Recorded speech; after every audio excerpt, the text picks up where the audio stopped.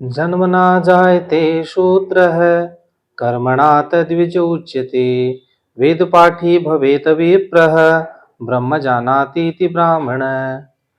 व्यक्ति जन्म से शूद्र होता है। जन्मना जायते शूद्रः, जब वो माँ के गर्भ से पैदा होता है तो वो ज्ञान विहीन होता है।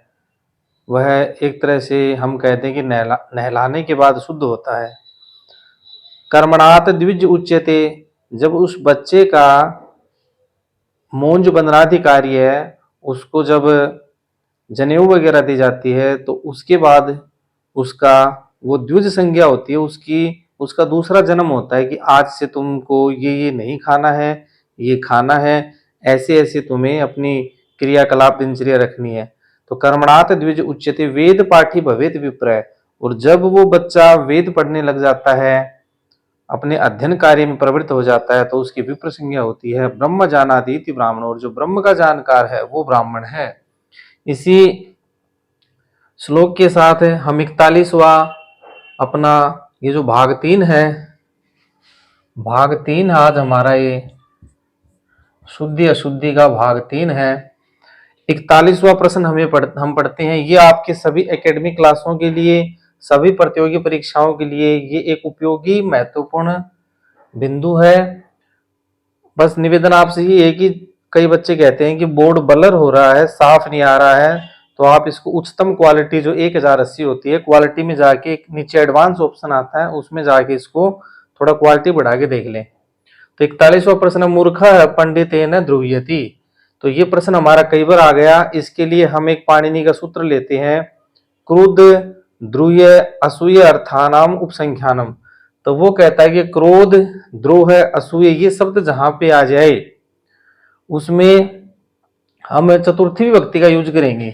जिसके लिए क्रोध किया जाता है, जिस पे ईर्ष्या की जाती है, जिससे असूय किया जाता है, तो मूर्ख है वो पंडित से द्रोह करता है, क्योंकि वो उसके ज्ञान पे, उसके जो उसकी बुद्धिजीवी से वो जीतता है, उस ज्ञान के ऊपर मूर्ख है उसको बुरा भला कहता है।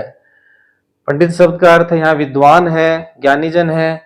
तो इसमें चतुर्थी विभक्ति करनी है, इसमें आई है तृतीया विभक्ति। तो मूर्ख पंडिताय, शुद्ध क्या हो जाएगा? पंडिताय। बाकी पंक्ति ये रह जाएगी, मूर्खा पंडिताय ध्रुव्यति। और ये किस कारण हुई है? तो ये हमारी ध्रुव धातु के कारण यहाँ चतुर्थी विभक्ति हुई है। अगला प्रश्न है, नृपः नृपम स्वस्ति। इसमें अशुद्धि पहचानिए आप। नृपम स्वस्ति में इस शब्द के अंदर अशुद्धि है, तो आपको एक सूत्र याद आएगा, नमः स्वस्ति स्वाहा स्वधा अलम वसट योगाश्च। ये सूत्र है। ये क्या कहता है कि जहां पे ये शब्द आए, शायद वार्तिक है, ये सूत्र और वार्तिक है, तो जहां पे ये शब्द आए स्वस्ति स्वाहा, नमः स्वस्ति स्वाहा अलम वसट, उनके योग में जो शब्द आए जिनके कल्याण के लिए, ये गाय नृपम स्वस्ति, राजा का कल्याण हो, शिवाय नमः, गणेशाय नमः, पितृभ्य स्वधा, ये शब्द जिनके योग में आए, जिनके लिए किसके कल्याण की कामना की गई? राजा के। तो राजा में चतुर्थी विभक्ति होगी, नृपाय नृपाय। और किसके योग में हुई है, किसके कारण हुई है?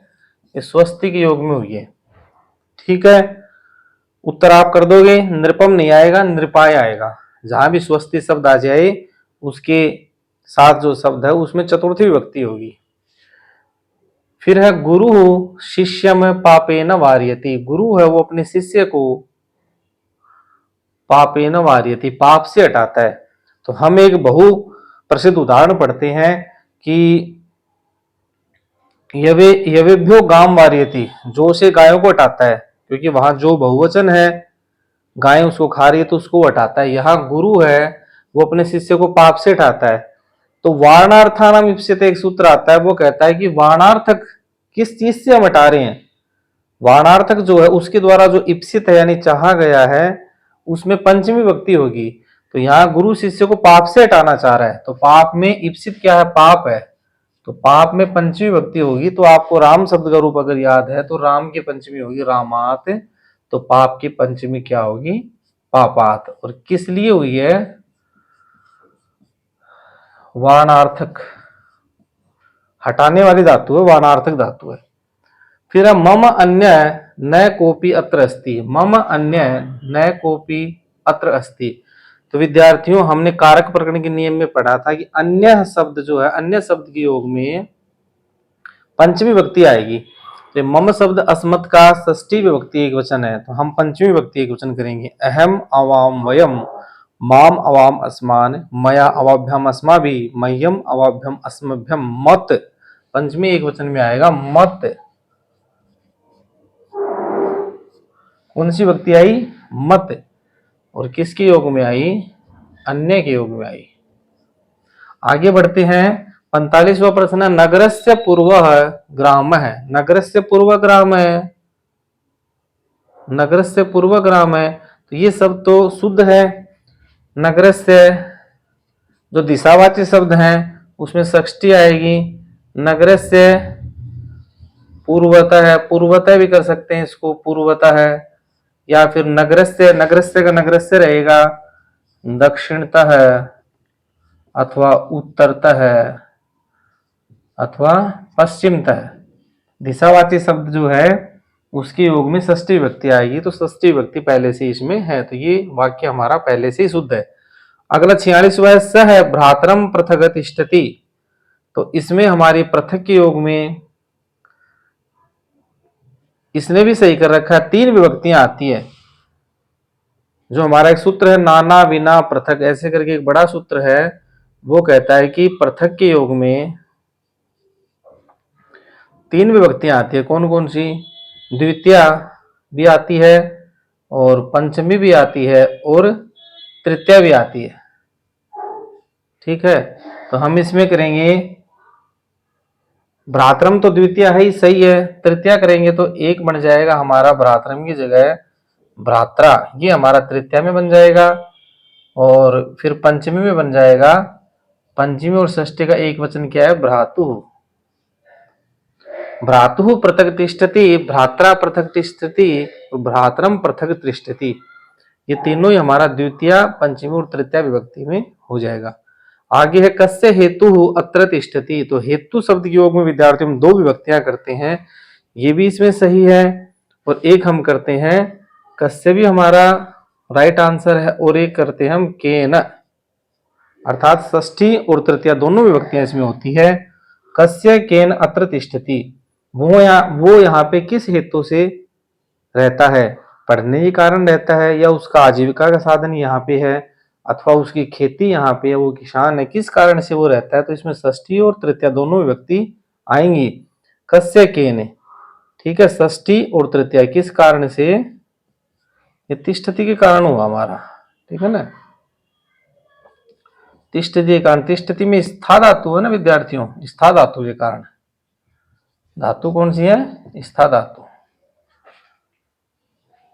क्षम्यताम, तिष्ठति के कारण नहीं हुआ, ये हेतु शब्द के कारण हुआ है। ये तृतीया विभक्ति और षष्ठी विभक्ति हुई है, ये किस शब्द के कारण हुई है? हेतु शब्द के कारण हुई है। आगे बढ़ते हैं। मनुष्येभ्यो रामः श्रेष्ठ है। राम मर्यादा पुरुषोत्तम थे, वो सभी मनुष्यों में श्रेष्ठ थे। क्यों? क्योंकि वो पितृभक्त थे, एक पत्नी व्रत का पालन करने वाले थे, इत्यादि बहुत से उनके अंदर गुण थे, इसीलिए उन्हें मर्यादा पुरुषोत्तम कहा जाता था। तो वाक्य बनाया कि मनुष्येभ्यो रामः श्रेष्ठ है, मनुष्यों में राम श्रेष्ठ है। तो एक उदाहरण हम कारक में पढ़ते हैं कि गायों में काली गाय ज्यादा दूध देती है, तो उसका हम 2 उदाहरण उसके बनाते। गवाम गोसु वा, कृष्णा, कृष्णा जो गाय है बहुक्षीरा, वो बहुक्षीरा है, तो हमने किया गवाम गोसु, षष्ठी विभक्ति और 7वीं विभक्ति बहुवचन। तो मनुष्यों में षष्ठी क्या होगी? मनुष्य की षष्ठी होगी मनुष्याणाम, मनुष्य की षष्ठी विभक्ति होगी विद्यार्थियों मनुष्याणाम। और सप्तमी विभक्ति बहुवचन क्या होगी? मनुष्येषु, मनुष्येषु, मनुष्येषु, मनुष्याणाम मनुष्येषु, मनुष्येषु दंते से आएगा शायद विद्यार्थी, इसमें देखना एक बार आप मैच करना। मनुष्याणाम मनुष्येषु, मनुष्यों में राम श्रेष्ठ है, राम है श्रेष्ठ है। तो ये किस कारण से इसमें विभक्ति आई? षष्ठी और सप्तमी विभक्ति क्यों आई?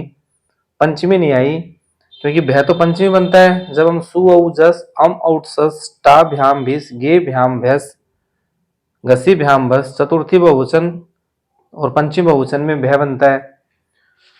तो हमें करना क्या है, जब बहुत लोगों में से किसी एक की विशेषता बतानी हो, जैसे मैंने आपको एग्जांपल दिया कि गायों में बहुत सारी जो गाय, उनमें जो काली गाय वो अधिक दूध देती है, वैसे ही मनुष्यों में राम श्रेष्ठ है।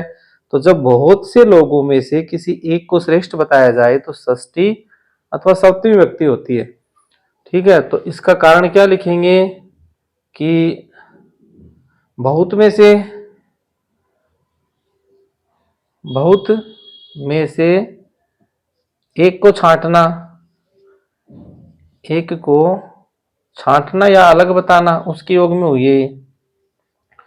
नमः का तो आपको पता ही है, नमः स्वस्ति स्वाहा स्वधा अलम वसट योगा से, इसमें नमः के योग में गुरुवे नमः, गुरु नहीं होगा गुरुवे होगा, और किस लिए चतुर्थी विभक्ति हुई है, नमः के योग में। और धिक में आप शब्द को पता है कि अहम धिक नहीं, द्वितीय विभक्ति आती है। जैसे दुर्जनम धिक, दुर्जन को धिकार है, दुष्टम धिक, तो अहम नहीं आएगा। अहम है अस्मत् शब्द का प्रथमा एक वचन, और हमें अस्मत् शब्द का द्वितीय विभक्ति एक वचन करना पड़ेगा। तो अहम अवाम वयम, प्रथमा में क्या बनता है अस्मत् का, अहम अवाम वयम, और द्वितीय में क्या बनता है, माम, क्या बनता है, माम। अहम नहीं आएगा, अहम की जगह क्या आएगा, माम आएगा। और किस लिए आएगा, तो धिक के कारण आएगा।